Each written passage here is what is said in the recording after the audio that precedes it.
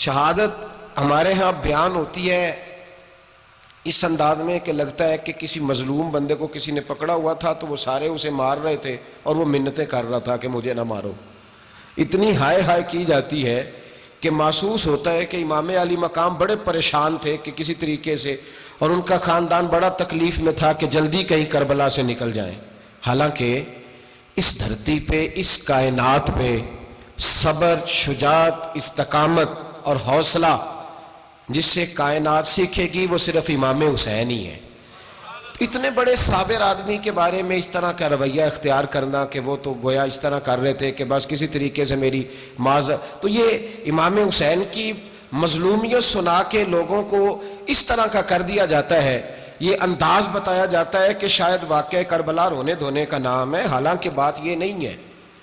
یزید کی لشکر جو امام حسین کے مقابلے میں آیا، امام حسین کے لشکر کی تعداد 72 تھی تو یزید نے 22,000.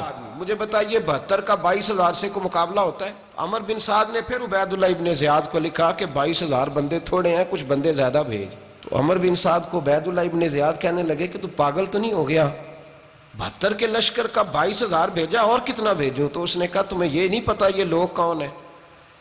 یہ مولا علی شیر خدا کی اولاد ہے. ان میں ایک ایک شخص ایسا ہے جو 1,000 کے مقابلے میں لڑنا جانتا ہے.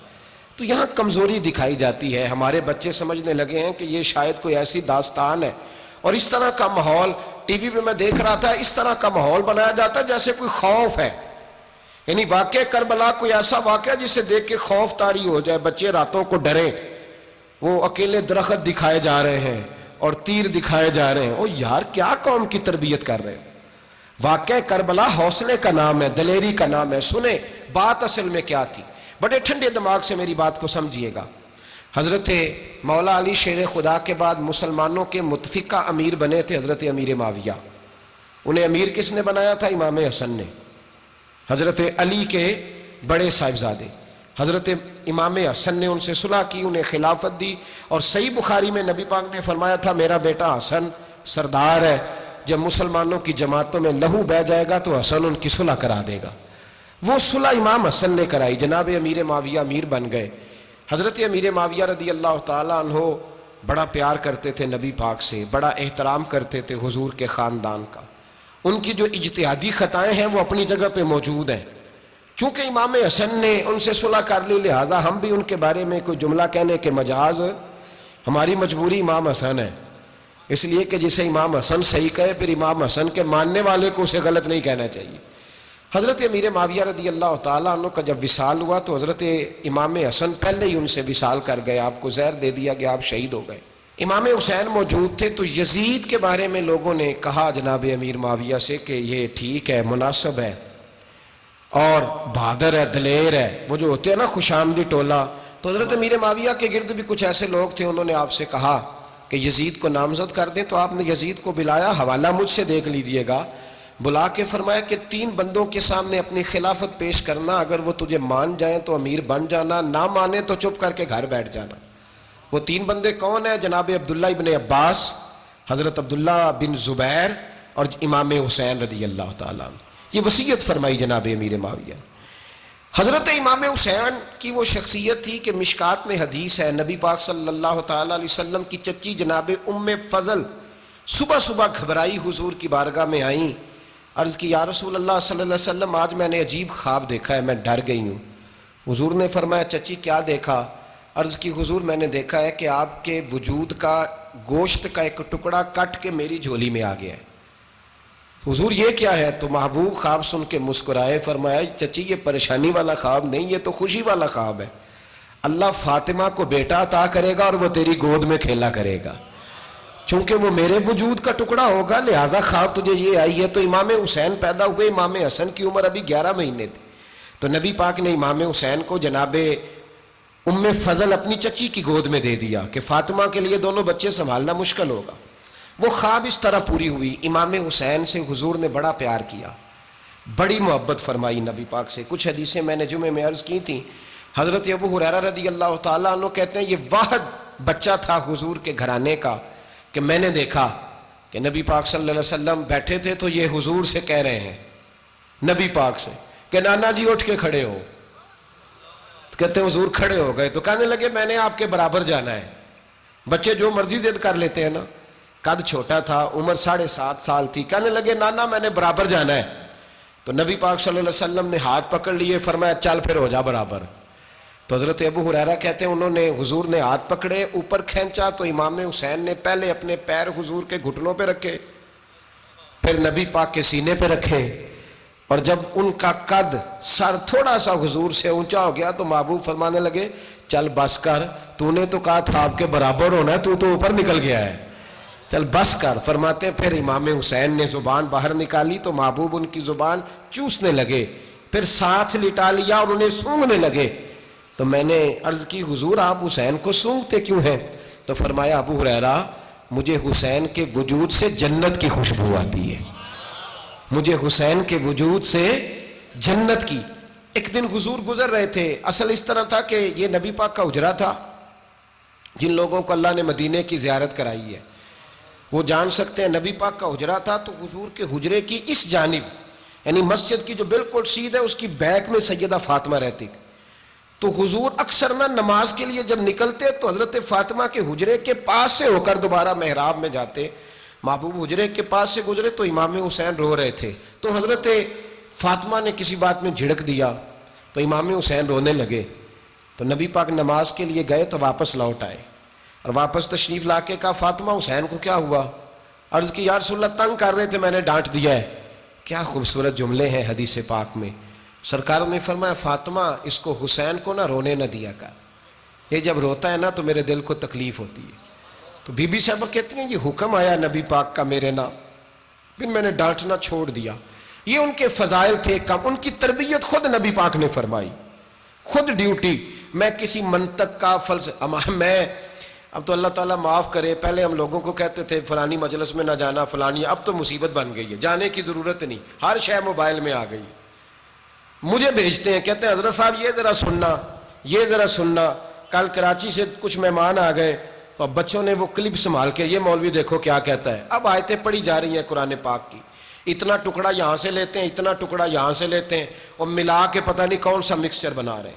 کسی آیت کا ترجمہ نہیں, کوئی واضح حدیث نہیں, ایسے ہوا ہوگا پھر اس کو اس سے جوڑ لیں تو کیا بنتا ہے, اتنی جمع کر لیں. یہ کون سا دین ہے جو توڑ مروڑ کے بیان کر رہے ہیں؟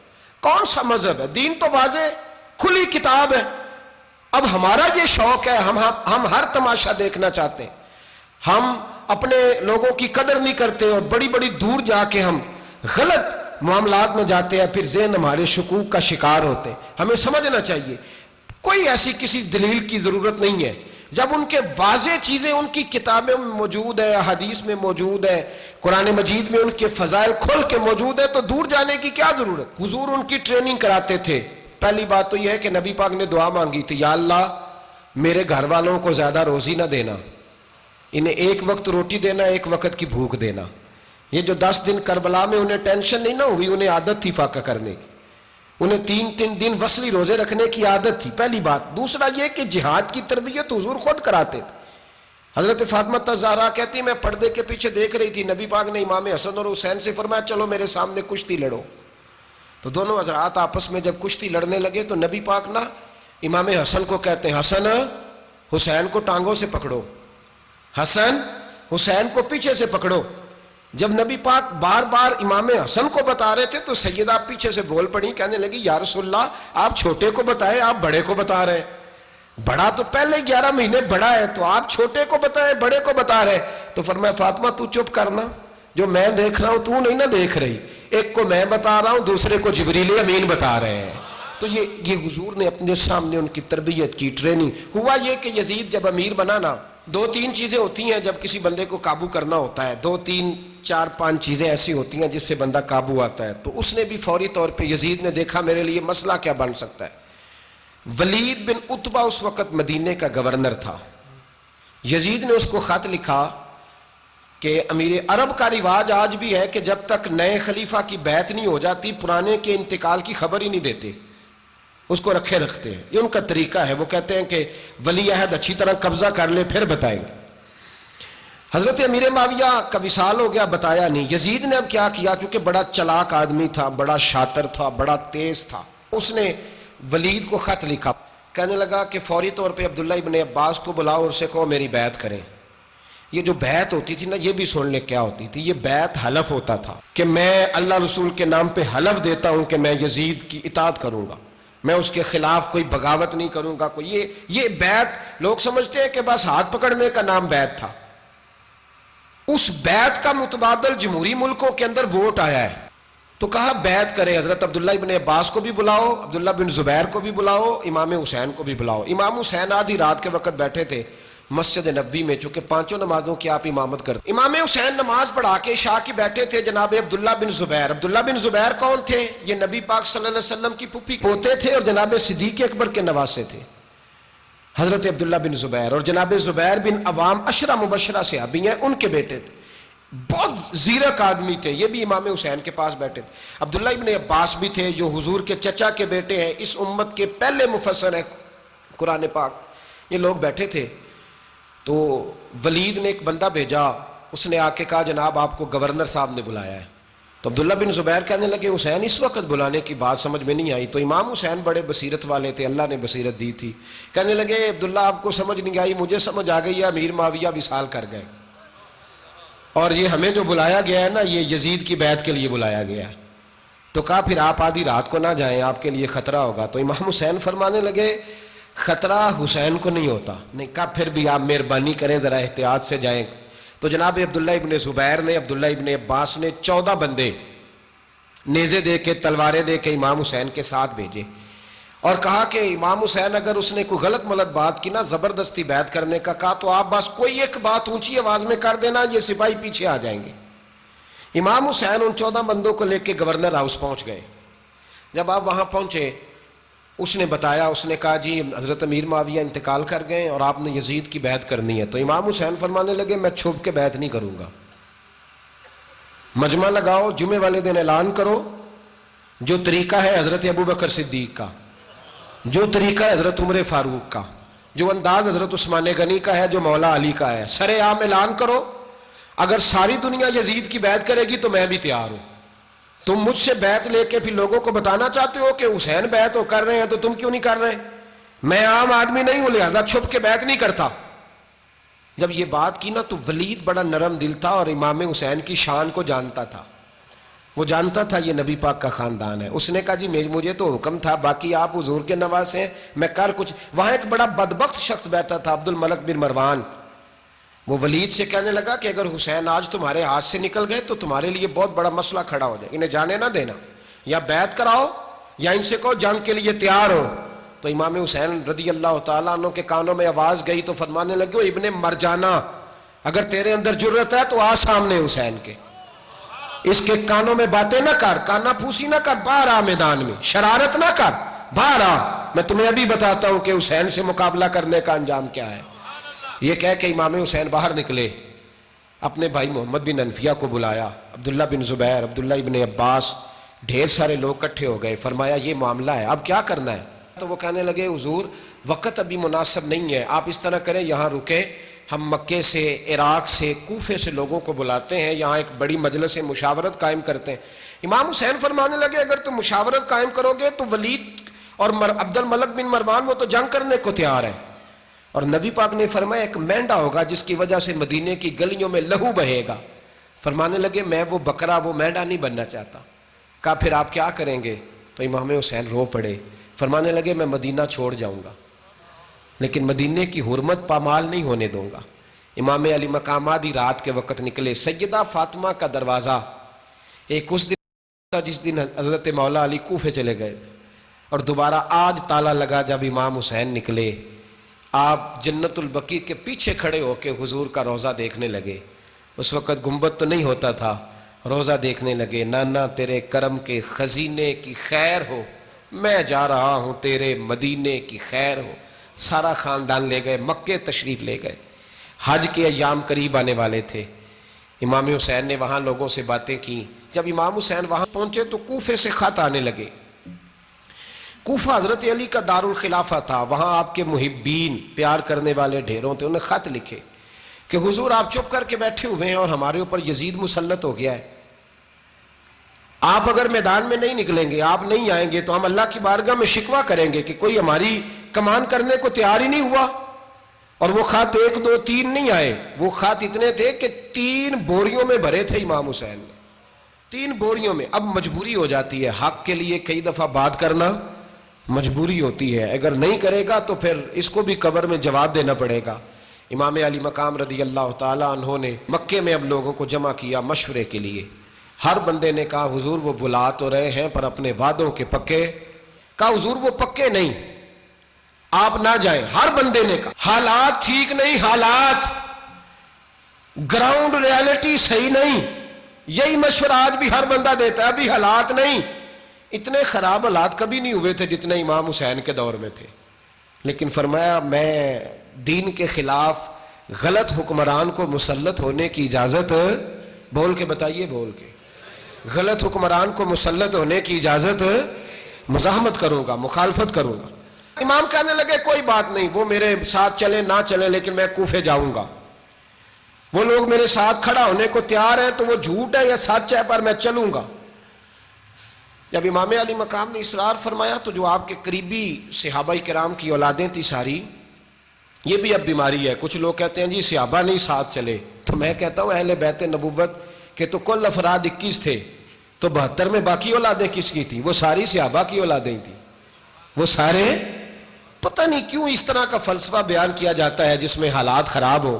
حضرت سیدنا امام علی مقام کو جب بہت زیادہ کہا گیا نا, تو امام حسین رضی اللہ تعالیٰ انہوں نے فرمایا چلو میں ایک کام کرتا ہوں, مسلم بن عقیل کو بھیجتا ہوں. حضرت علی کے بھتیجے ہیں, امام حسین رضی اللہ تعالیٰ عنہ کے چچا کے بیٹے ہیں, حضرت عقیل کے صاحبزادے مسلم بن عقیل. بڑے سمجھدار آدمی تھے, معاملہ فہم تھے, بڑے جری تھے. اتنا زبردست مشورہ کم لوگ دیتے ہیں جتنا حضرت مسلم بن عقیل دیتے تھے. ان کو بھیجا گیا کوفے. اب اس میں بڑی تفصیل ہے, وہ اپنے 2 بچے بھی لے گئے. جب وہ کوفے پہنچے نا, تو کوفے پر جناب نعمان بن بشیر کی حکومت تھی. آپ گورنر تھے اور اہل بیت سے بڑی عقیدت رکھنے والے, نرم رویہ. عبید اللہ ابن زیاد کوفے کا گورنر نہیں تھا, یہ کسی اور علاقے کا تھا. جب آپ وہاں پہنچے تو نعمان بن بشیر نے دیکھا کہ حضرت مسلم بن عقیل آئے ہیں, تو لوگ دوڑے ان کی بیعت کرنے, بھاگے. اتنے لوگ جمع ہوئے کہ ایک دن میں 17,000 آدمی نے بیعت کر لی. کتنے بندے جی؟ 17,000 آدمی ایک دن آیا. اب وہ جو امام مسلم بن عقیل کے وہاں نعرے لگانے والے تھے کہنے لگے حضور یہ پہلے دن کی کارکردگی ہے, 2-4 دن میں دیکھیے کیا ہوتا ہے. 2-4 دن میں کیا ہوا, 40,000 آدمی نے بیعت کر لی. اب وہ 40,000 بندہ تیار ہو گیا.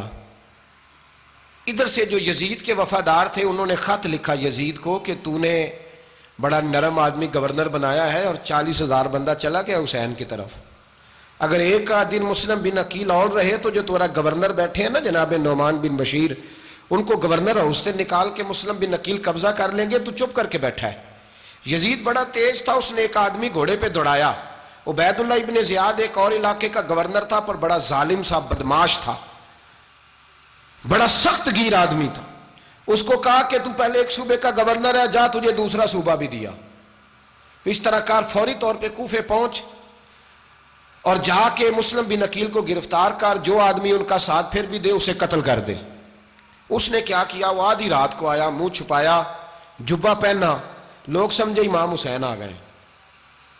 بہت سارے لوگوں نے اس کے نعرے بھی لگائے. وہ چپکے سے داخل ہوا اندر, اور چپکے سے داخل ہو کے اس نے سب سے پہلا کام یہ کیا کہ نعمان بن بشیر رضی اللہ عنہ کو معزول کیا, کوفے کے گورنر ہاؤس پہ قبضہ کیا. پھر اس نے اسی وقت سوئے ہوئے سرکردہ لوگ, جس طرح ایک گاؤں کا چودھری دوسرے کا محلے میں قبیلوں کے جو لوگ تھے چودھریوں کو بلایا, کچھ کو سزائیں دیں, کچھ کو سخت کہا, کچھ کو ان کے عیب گنوائے کہ وہ تمہارا فلانا مسئلہ پھر خراب کر دوں گا, بلیک میل کیا. صبح ہونے تک حالات اگر تم نے میرے قابو میں نہ کیے تو یاد رکھنا بڑا مشکل ہوتا ہے حق پہ کھڑا ہونا. بڑی چیزیں لوگوں کو یاد آتی ہیں, اللہ جانتا ہے. پہلے کچھ ہوتا ہے, بعد میں معاملہ کچھ ہوتا ہے. حضرت مسلم بن عقیل کے ساتھ جس دن عبید اللہ ابن زیاد آیا 40,000 کا لشکر تھا. اگلے دن صبح ہوئی, اگلے دن تو یہ حال ہو گیا کہ آپ جب کوفے کی جامع مسجد میں زور کی نماز کے لیے گئے تو 5-7 ہزار آدمی نماز پڑھنے آیا. اور جب مغرب کا وقت آیا تو لوگوں نے چند ہزار لوگ رہ گئے, نماز کی نیت باندھی. توجہ کرنا میری بات پہ, ایک مسئلہ بھی سمجھ میں آئے گا. لوگوں نے نماز کی نیت باندھی تو حضرت مسلم بن عقیل امامت کر رہے ہیں, ہاتھ باندھے ہوئے ہیں, تو بہت سارے لوگوں نے پیچھے ہاتھ چھوڑ دیے. ایک بندے نے دوسرے سے پوچھا وہ ہاتھ کیوں نہیں باندھتے؟ کہنے لگے اگر عبید اللہ ابن زیاد کے کسی بندے نے دیکھ لیا نا تو ہم اسے کہیں گے ہم تو نماز پڑھ ہی نہیں رہے تھے, ویسے ہی کھڑے تھے, ہاتھ ہی نہیں باندھے سرے سے. جب نماز کی امامت باندھی تو 10-11 صفیں تھیں. جب مسلم بن عقیل رضی اللہ تعالیٰ عنہ نے سلام پھیرا تو پیچھے بندہ ہی کوئی نہیں تھا. حضرت مسلم بن عقیل کو گرفتار کیا گیا. عرب کا رواج تھا دشمن کو سخت سزا دیں تاکہ باعث عبرت بنے. بہت اونچا مینار تھا کوفے کا, گورنر ہاؤس کا, اوپر لے جا کے جناب مسلم بن عقیل کو زمین پہ گرایا گیا. اور جب وہ شہید ہو گئے تو شہید ہونے سے ایک رات پہلے وہ خط لکھ چکے تھے امام حسین کو کہ آپ آ جائیں, حالات بڑے اچھے ہیں. خط ملا تو امام حسین مکے سے کوفے کی جانب چل پڑے. امام علی مقام رضی اللہ تعالیٰ عنہ جب چل پڑے, تشریف لا رہے تھے تو رستے میں فرزق شاعر ملا, بڑا محب اہل بیت تھا. رستے میں ملاقات ہوئی, اللہ اکبر. حضرت مسلم بن عقیل جب گرایا شہید ہو گئے تو پھر اس نے اس طرح کیا کہ آپ کی لاش کو لٹکا دیا چوک میں. لوگ دیکھتے تھے تو عورتیں بچوں کہتی تھی تو نے باہر نہیں نکلنا, ہم نے نہیں امام حسین کے ساتھ چلنا, بس بڑا خوف ہے, کوئی بندہ نہ باہر نکلے, کوئی نہیں ضرورت, ہمیں حالات بہتر ہوگی تو دیکھی جائے گی. آج کتنے لوگ ہیں, کتنی دیگیں پکی, کتنی نیازیں بٹی, کیا کچھ ہوا. آپ ناراض نہ ہونا, میں آپ میں سے ہوں, آپ مجھ سے ہیں, یہ بات آپ کی نہیں میری سب کی ہے. آج بھی اگر امام حسین کے نام پہ جان دینے کی باری آئے گی تو دیگیں ہی رہ جائیں گی. ناراض تو نہیں ہو گئے آپ لوگ؟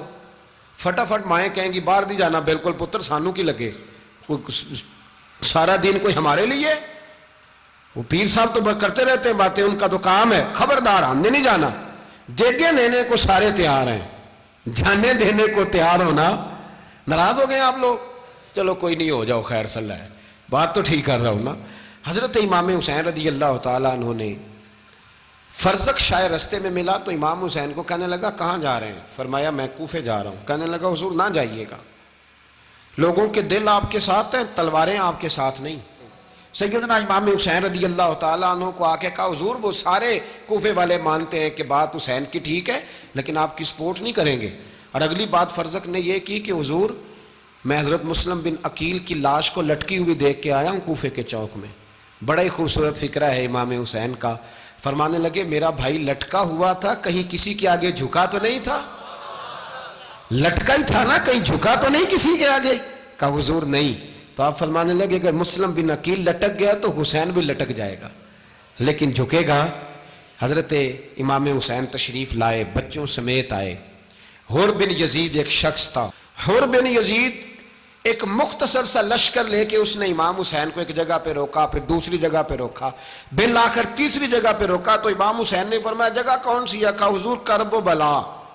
فرمایا بس یہی خیمے لگا دو, یہی. حضرت سیدہ زینب نے پوچھا امام حسین سے کہ سارے زمانے نے روکا ہے, ٹھیک ہے آپ حق پہ ہیں, یہ بھی سب نے کہا آپ حق پہ ہیں, پر روکا بھی سب نے, آپ روکے کیوں نہیں؟ تو ابن کثیر اور ابن اسیر لکھتے ہیں کہ امام حسین رو پڑے, کہنے لگے بہن میں رک جاتا پر میں نے رات کو نانا مصطفیٰ کو خواب میں دیکھا ہے. تو حضور نے فرمایا حسین اگر آج یہ رواج پڑ گیا نا یزید جیسے لوگوں کا تو قیامت تک پڑا رہے گا. پھر لوگ کہیں گے کوئی نکلا نہیں تھا تو ہمیں بھی نکلنا, پھر لوگ ظالموں کے سامنے گردنیں جھکانے کے عادی ہو جائیں. میں کہتا رہتا ہوں, کہہ رہا ہوں, کربلا کی جنگ کفر اسلام کی جنگ نہیں, کفر اسلام کی جنگ نہیں کربلا کی, کیونکہ یزید تو بڑا پکا نمازی تھا, خطبہ دیتا تھا وہ تو. جب امام حسین رضی اللہ تعالیٰ عنہ نے کربلا کے میدان میں جمعے کا دن تھا تو یزید کے سامنے کو بات کرنی شروع کی, عمر بن سعد کے سامنے. تو عمر بن سعد کہنے لگا حسین زیادہ باتیں نہ کر, ہمارا جمعہ لیٹ ہو رہا ہے, جنگ کے لیے تیار ہو, فٹافٹ آ. اہل بیت نبوت کو قتل کریں گے اور قتل کے بعد پھر نماز پڑھیں گے اور پھر کہیں گے اللہم صلی علی محمد وعلی آل محمد, اسی نماز میں پھر درود بھی پڑھیں گے. یہ کیسا مرتبہ ہے, کیسا انداز ہے, دوستی قاتل سے بھی مقتول سے یارانہ بھی. امام حسین نے حر بن یزید امام حسین سے کہنے لگا مجھے حکم ہے آپ کو روکنے کا, آپ آگے نہیں جا سکتے. امام صاحب نے فرمایا وجہ زمین اللہ کی ہے. اس نے کہا آپ بیعت نہیں کر رہے, یزید کی حالات آپ کے حق میں درست نہیں ہیں, آپ نہیں جائیں گے. امام روک گئے. ظہر کی نماز کا وقت ہوا تو حضرت علی اکبر امام حسین کے بڑے صاحبزادے, انہوں نے اذان ظہر پڑھی تو حور بن یزید کے لشکر نے امام حسین کے پیچھے نماز ادا کی. کہا بھئی تم مقابلے میں آئے ہو, نماز پیچھے پڑھتے ہو؟ کہا حضور مقابلہ تو تلواروں سے کر رہے ہیں, پر ہمارا دل تو مانتا ہے نا کہ مصطفیٰ کا نواسہ بڑی شان والا ہے. حر بن یزید نے 3 نمازیں لشکر سمیت امام حسین کے پیچھے پڑھی ہیں, 3 نمازیں, ظہر اثر اور مغرب. پھر امام حسین کے سامنے شرائط پیش کی کہ آپ کو یہاں گھیر لیا گیا ہے, یہاں آپ بیعت کریں گے, یہاں جنگ کریں گے, 2 ہی باتیں.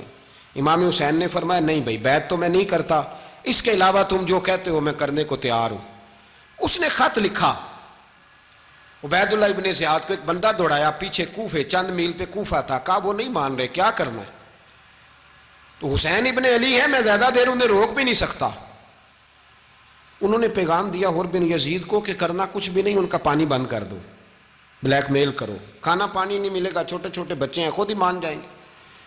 حضرت امام علی مقام کے بارے میں حر کے پاس جب یہ پیغام آیا تو حر کہنے لگا میری طبیعت نہیں مانتی حسین پر پانی بند کروں, دل نہیں مانتا. جب یہ لفظ کہے نا دوبارہ تو پھر عبید اللہ ابن زیاد نے عمر بن سعد کو 10,000 آدمی دے کے بھیجا. کہا حر بن یزید لچک دکھا رہا ہے حسین کے حق میں. ایک رے کا علاقہ تھا, بڑی وہاں فصل ہوتی تھی, لوگ کوشش کرتے تھے وہاں کا گورنر بننے کی, کوشش کرتے تھے. تو عبید اللہ ابن زیاد کہنے لگا تمہیں رے کی گورنری ملے گی, سب سے سرسبز و شاداب علاقہ, تمہیں وہاں کا گورنر بنایا جائے گا اگر حسین کے خلاف لڑو گے. یہ اتنی زبردست ہوتی ہیں گورنریاں کہ گورنریوں کے لیے لوگ نسل رسول کے خلاف بھی نکل آتے ہیں. یہ اتنی تگڑی ہوتی ہیں, اتنی جلدی وفاداریاں بدلتی ہیں. وقت اتنا نہیں کہ میں مزید تفصیل میں جاؤں. امام حسین کو روک لیا گیا, عمر بن سعد نے روک لیا.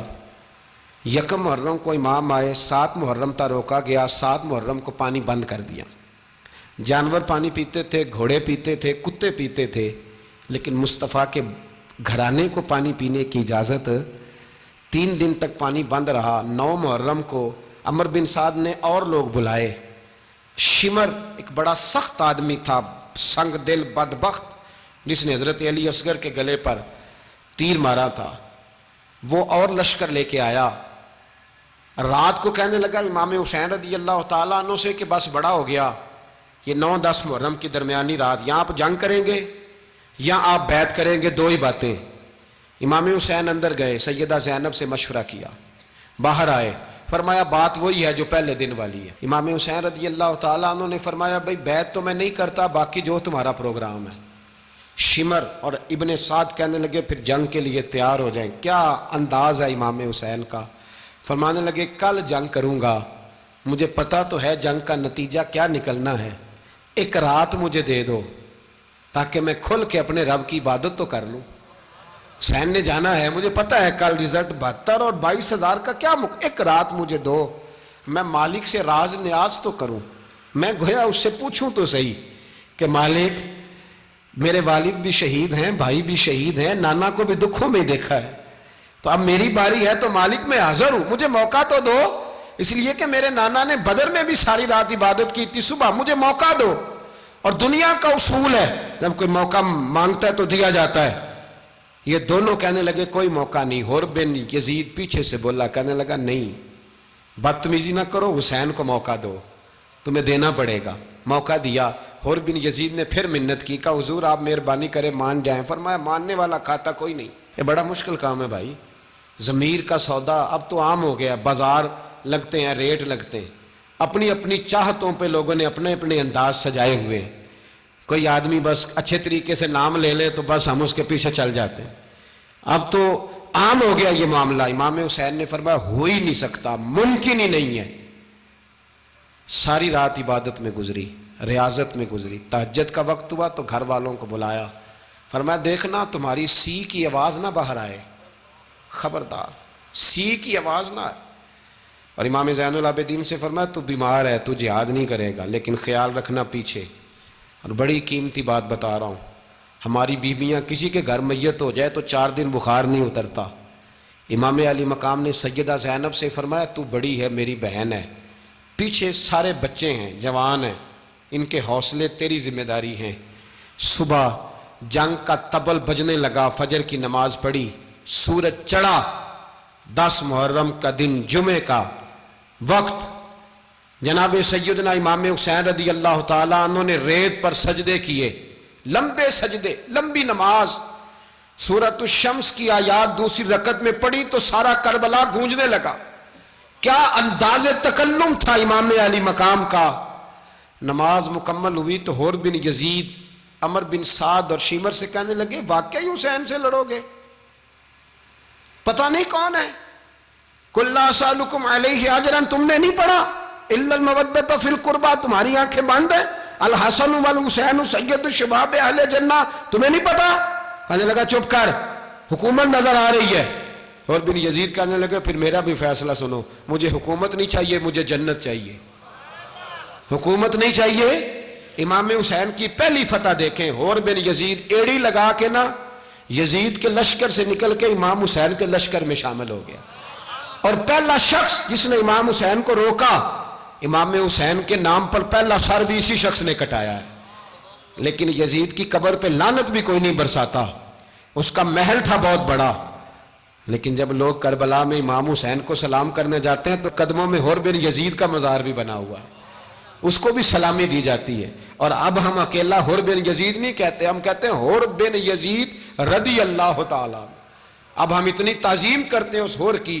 جناب امام حسین کو میدان میں کھڑا کیا گیا، جہاد کا طبل بجا، پہلے خدام آئے، اور سن لو آج وہ پتہ نہیں بازاری سے لوگ چڑھ گئے ہیں سٹیجوں پہ، بازاری سے، نہ چہرے پہ داڑھی ہے، نہ سر پہ کوئی کپڑا ہے، بازاری لوگ ہیں، بھاگ رہے ہیں، بازو چڑھائے ہوئے ہیں، بٹن کھولے ہوئے ہیں، تماشا بنا دیا۔ سننے والوں کا بھی اللہ ہی حافظ ہے، وہ سٹیج پہ یہ اہل بیت کی شان بیان کرتا ہے، بھاگ کے ادھر جاتا ہے، یہ کوئی طریقہ ہے؟ سننے والوں کا بھی عجیب انداز ہے، ہر بندے کو سننے بیٹھ جاتے ہیں۔ دین مہذب ہے، تہذیب والا ہے، دلائل رکھتا ہے، دین وقار رکھتا ہے، ایسے لوگ اب دین بیان کریں گے؟ حضرت سیدنا امام حسین رضی اللہ تعالیٰ عنہ صبح جب جہاد کا وقت آیا، پتہ ہے کون کون تھے کربلا میں؟ امام حسین کے ساتھ امام حسین کے 4 بھائی تھے کربلا میں۔ کتنے؟ بول کے بتائیں۔ حضرت علی کے 4 بیٹے، عباس بن علی، جن کو حضرت عباس کہا جاتا ہے نا، علمدار، یہ حضرت علی کی دوسری زوجہ میں سے۔ عباس بن علی بھی تھے، اور ابو بکر بن علی بھی تھے، عمر بن علی بھی تھے، عثمان بن، یہ حضرت علی کے بچوں کے نام ہیں۔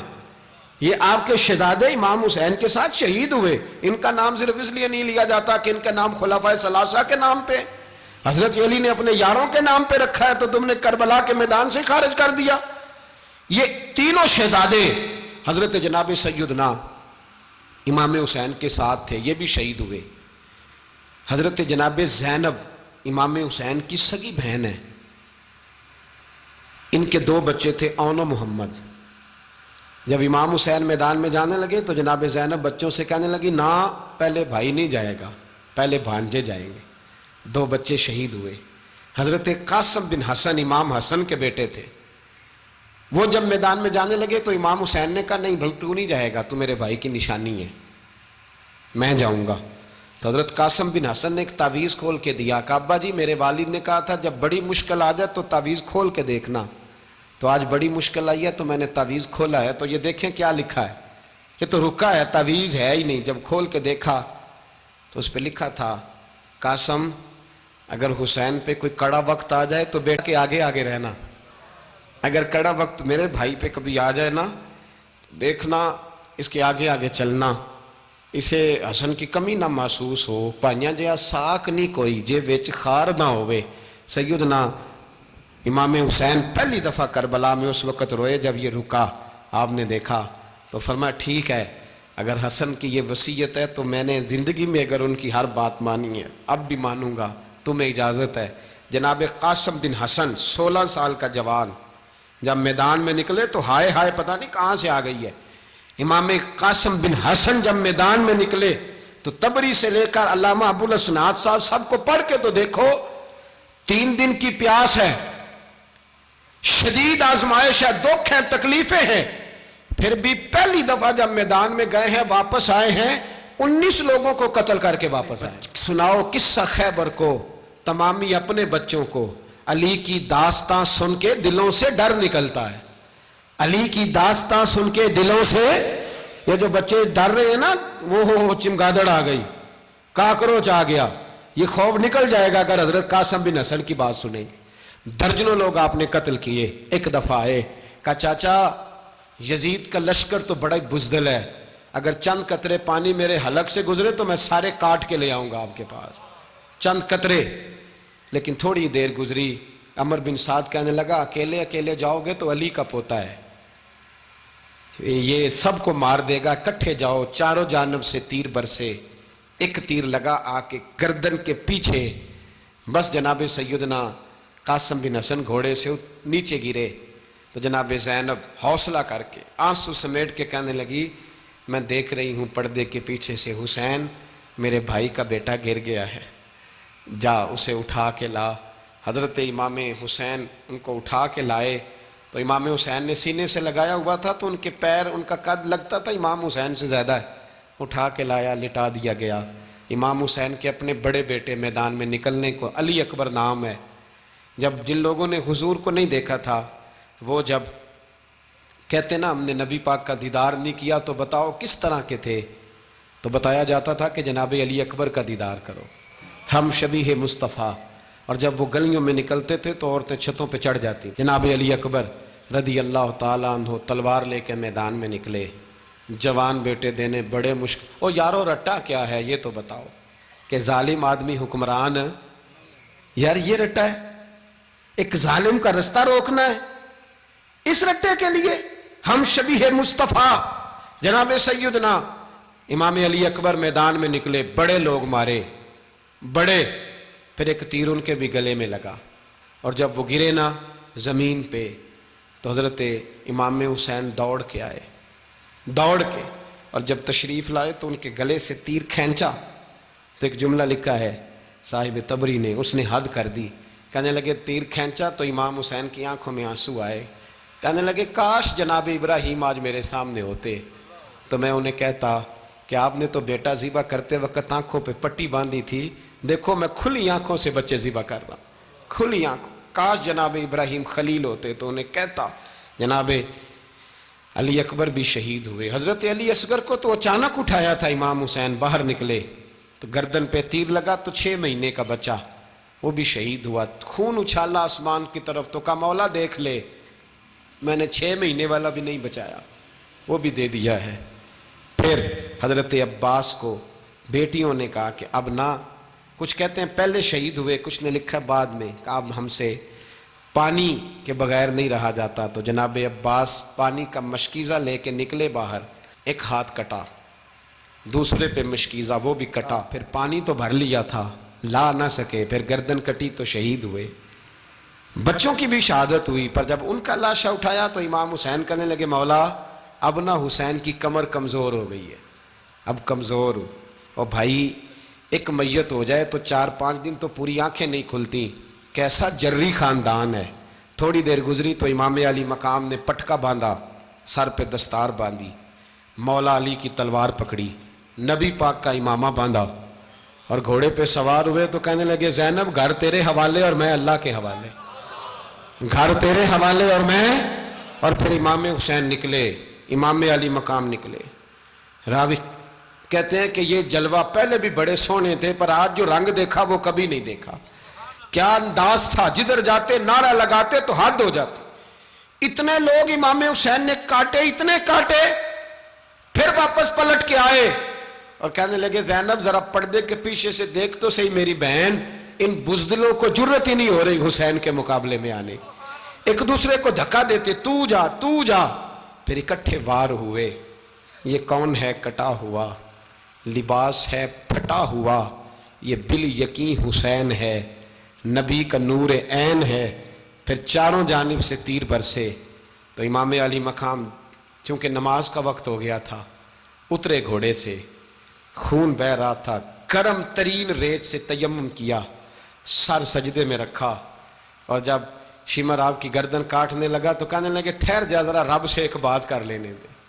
اور پھر بولے امام حسین, کہنے لگے مالک تو اب بتا کہ حسین سے راضی ہے کہ ناراض ہے, تو بتا. تو پھر ایک آواز آئی, یا ایتھا النفس مطمئنہ ارجعی الی ربک راضیۃ مرضیہ. فرمایا نفس مطمئنہ واپس آ جا, تو اللہ سے راضی ہے, اللہ تجھ سے راضی. امام حسین وہاں شہید ہو گئے. اب یہ قافلہ امام حسین کا سر کاٹ, ذرا دیکھنا غور کرنا, سر کاٹ کے نیزے پہ رکھا ہے, جسم کربلا میں پڑا ہے, عورتوں کو گھوڑوں پہ بٹھا کے لے جایا گیا یزید کے دربار میں. یزید, پہلے عبید اللہ ابن زیاد نے بدتمیزی کی, پھر یزید نے کی. سعودی عرب کا ایک مولوی بول رہا تھا, سعودی عرب کا, ان سے بھی بڑا عشق ہے, جس نے تقریر سننی ہو میرے پاس ہے. ہمیں لوگ مشورے دیتے ہیں کہ جو یزید کو اچھا کہے اور حسین کو باغی کہے اس کو ہم امام مان لیں. اس بے شرم بے حیا کو جو نبی پاک کے گھرانے کے بارے میں بکے اسے امام. سعودی عرب میں مسجد نبی میں درس دینے والا جس نے تقریر سننی ہو میرے پاس ہے. وہ کہتا ہے یزید تو بڑا اچھا آدمی تھا, اس نے تو بڑی خدمت کی. تو میں نے اسے کہا رشتہ داری کر لیا یزید کے ساتھ, قریب ہو جا. شرم نہیں آتی؟ آج بھی نبی پاک کا دل دکھاتے ہو, حیا نہیں آتی, خیال نہیں آتا؟ اور لوگ گھر میں بیٹھ کے باتیں کرتے ہیں, کہتے ہیں جی جو بیت اللہ میں ہو وہ بھی برا ہو سکتا ہے. بیت اللہ میں تو 360 بت بھی تھے, وہ اچھے تھے. مدینے میں تو 360 منافق بھی رہے, پوری سورہ منافقون نازل ہوئی, وہ اچھے تھے. عجیب تماشا بنا دیا لوگوں نے مذہب کا. وہ آج بک رہا ہے, آج میرے پاس ویڈیو آئی ہے, کہتا ہے یزید نے تو بڑی خدمت, تو عبید اللہ ابن زیاد نے قتل کیا.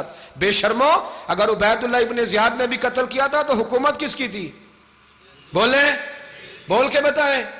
تو پھر یزید نے عبید اللہ ابن زیاد کو سزا کیوں نہیں دی, بلکہ ایک جگہ 2 گورنریاں دی اس کو, یہ حال کیا. بلکہ سنو جو حدیث پاک میں آتا ہے وہ یہ ہے کہ یزید چھڑیاں مار رہا تھا, چھڑیاں امام حسین کے لبوں پہ. تو نعمان بن بشیر صحابی تھے, بول پڑے, کہنے لگے او یزید بدبخت, ہاتھ پیچھے اٹھا, مجھے اللہ کی عزت کی قسم میں نے سینکڑوں بار نبی پاک کو ان ہونٹوں کو چومتے دیکھا ہے. حضرت جناب زینب عورتوں کے مجمع میں پیچھے ہو کے بیٹھی ہیں. یزید کے پاس جب پہنچا لشکر تو یزید کہنے لگا دیکھو اللہ نے مجھے عزت دی اور میرے مخالفوں کا کیا حال ہوا. تو بی بی زینب بول پڑی, اتنے صدمے سہے پر آواز توانا ہے, جاندار ہے. حضرت سیدہ زینب نے جب سنا نا کہ یہ کہہ رہا ہے کہ مجھے اللہ نے عزت دی, تو جناب زینب بولی. نعمان بن بشیر کہتے ہیں بی بی بولی, اتنے صدمے ہیں پر جناب زینب بولی اللہ اکبر. اس انداز میں بولی کہ پہلے قرآن مجید کی آیت پڑھی, کہنے لگی وَتُعِزُّ مَن تَشَاءُ وَتُذِلُّ مَن تَشَاءُ بِيَدِكَ الْخَيْرُ إِنَّكَ عَلَىٰ كُلِّ شَيْءٍ قَدِيرٌ. اور پھر کہنے لگی یزید تو بکتا ہے, کہتا ہے کہ تو عزت والا ہو گیا, یہ تیری حکومت ہے, 4 دن گزرنے دے, تجھ پہ کوئی لعنت بھی نہیں برسائے گا, اور میرے بھائی کا قیامت تک ممبروں میں اور خطبوں میں ذکر ہوا کرے گا, وقت گزرنے دے. جب جناب بی بی زینب بول رہی تھی تو حضور کے ایک نابینا صحابی پاس بیٹھے تھے, جناب نعمان بن بشیر کا ہاتھ ہلایا, ہلا کے کہنے لگے کیا علی آ گئے؟ تو علی کی آواز لگتی ہے, جبریل امی بول رہے ہوں جیسے, حکمت کے گوہر رول رہے ہوں جیسے, دربار دمشق میں بی بی زینب کا خطاب منبر پہ علی بول رہے ہوں جیسے. میرے بھائی بس کربلا والا قافلہ تو مدینے پہنچ گیا. 3 سال یزید نے حکومت کی, شرابیں عام ہو گئیں, مکے پہ حملہ ہوا, خانہ کعبہ کا غلاف جلا, مدینے پہ اس نے حملہ کیا. 3 دن مسجد نبوی میں اس نے گھوڑے باندھے, مسجد نبوی میں صحابہ کو نکال کے اپنا اس نے امام مقرر کیا, لیکن پھر امت نے اسے قبول نہ کیا. پھر وہ رسوا ہوا اور آج تک وہ رسوا ہے. لیکن امام حسین کا نام کل بھی زندہ تھا اور آج بھی